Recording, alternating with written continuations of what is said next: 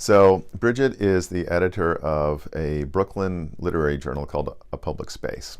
She was in a secondhand bookstore, and she discovered one of my mom's books, remaindered for like $1 in the bargain bin. And she picked it up, and she read it, and she said, "How come I've never heard of this person?"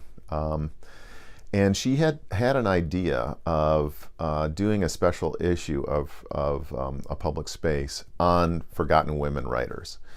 And so she decided that my mother's work would be like a kind of anchor for that issue. I got an email out of the blue saying, "Are you related to Bette Howland?" We started looking through her papers, my wife and I, and we came across, I don't know, something like 36 postcards and letters from Saul Bellow, the Nobel Prize winning novelist, who had been a very close friend of my mother's for about 40 years.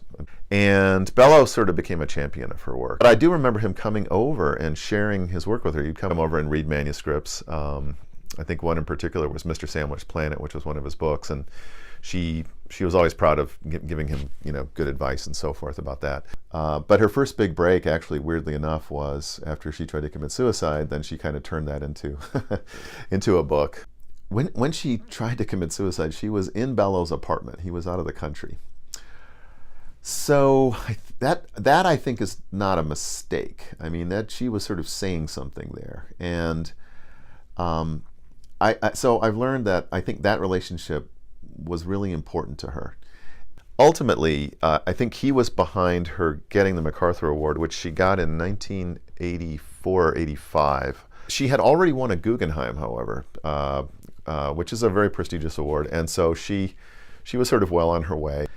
When she got the MacArthur Award, I think that it produced a lot of anxiety, because she thought, okay, now I'm on the map. Now people are expecting great things from me. And sort of the literary equivalent of stage fright, I would say. She's a very good observer. And her descriptions of people are just, I think, very sharp and very crisp. And I would say her real focus was on Chicago life. I mean, she is an urban writer. She writes about life in Chicago.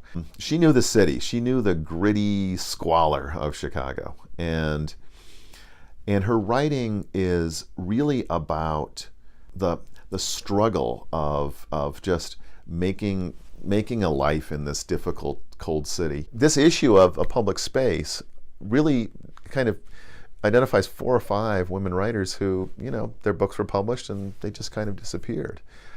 So I think it's really good that they're going to bring out, and obviously my mother's not the only one. They're going to go ahead and reissue books that have fallen out of print, and that I think it would be good to bring to a new generation of readers.